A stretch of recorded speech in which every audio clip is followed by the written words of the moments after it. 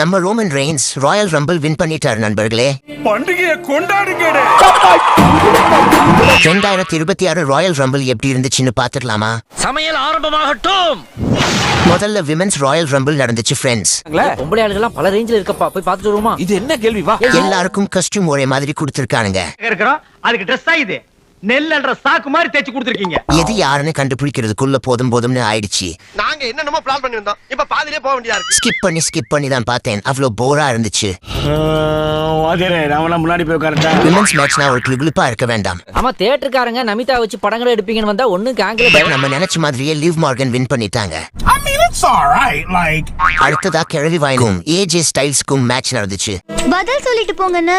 இருமா, ஒரு பொசிஷன்ல போய் நின்னுக்கிறேன். எதிர்பார்த்த மாதிரியே கிழவி வின் பண்ணிட்டான். நல்லா இருக்க மாட்டானா? நீ நல்லாவே இருக்க மாட்டா. ஆனா நீங்க ஏஜே ரிடையர் ஆயிட்டாருன்னு நினைப்பீங்க. பட் அவர் WWE இருந்துதான் ரிடையர் ஆயிருக்காரு. வேற ரெஸ்லிங் கம்பெனில ஃபைட் பண்ணதான் போறாரு. எண்டு காடு போட்டு எகத்தால மாடா பண்றீங்க. எனக்கு எண்டே கிடையாதுடா. அது TNA இல்லனா AEW-வா இருக்கலாம். அது நல்ல விஷயம் தான். ஏன்னா தங்கத்தோட மதிப்பு இந்த தகரட பார்த்தால எனக்கு தெரியாது.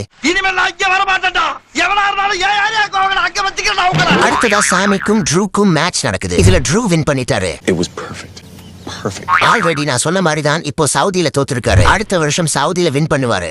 புரியல. நம்ம மாமாக்கு இந்த ஒரு கான்செப்ட் மட்டும் தான் தெரியும். 4 தலைமுறையா அந்த ஒரே வேட்டியை மாத்தி மாத்தி கட்டுறீங்களே, நீங்க உழைக்கவே இல்லையா? கடைசியா மென்ஸ் ராயல் ரம்பிள் நடந்துச்சு. ஆரம்பிக்கலாங்களா? ஸ்மாக் டவுன்ல பிரான் பிரேக்கர் முதல்ல வருது. ஸ்பாயிலர் ஆனதுனால அவருக்கு வேற நம்பர் கொடுத்திருக்காங்க. உங்கள மாதிரி மனுஷன்லாம் இருக்கனாலதான் கொஞ்சமாச்சும் மழை பெய்யுது.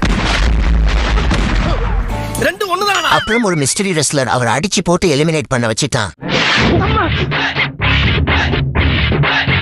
அவ்வளவு பில்டப் கொடுத்தானுங்க. நான் கூட இவன் தான் வின் பண்ணுவான்னு நினைச்சேன். நான் என்னமோ உன்னை பெரிய ரவுடில நினைச்சேன். ஒரே அடியில பொசுக்குன்னு போயிட்டா. ஓபா ஃபேமி ரொம்ப நல்லாவே சண்டை போட்டாரு. அப்புறம் NXT ரெஸ்லர்ஸ்லாம் ஒரு ஃபேஸ் ஆஃப் போட்டாங்க. என்னடா கருப்பர்கள் மாநாடா? அப்புறம் ஒரு கட்டத்துல பிராக் ஓபா அப்படின்னு இருக்கிற பெரிய ரெஸ்லர்ஸ் எல்லாரும் கீழே விழுந்துட்டானுங்க. என்னடா பொத்து பொத்து கொடுக்குறாங்க? அதுக்கப்புறம் தலைவர் என்ட்ரி. இப்போ ஏன், அதாவது ஹீரோ என்று. அப்புறம் தலைவன் ராண்டி உள்ள வந்து சம்பவம் பண்ணாரு. அத்தே கண்ணுல பட்டுதா என்ன ஆயிருப்பேன். கடைசியா யாரு வருவாருன்னு பார்த்த நம்ம கிழவி. ஐயோ, காலை பத்தி சொல்லிட்டு இருந்தா கிரவுண்டுக்குள்ள வேற ஒன்னு வந்துருச்சு. இது அடக்காதீங்க, அடிச்சு போடுங்க. அப்புறம் ஃபைனல் ஃபேஸ் ஆஃப் நடக்குது. அதுல 2 சிங்கம், ஒரு கிழவி.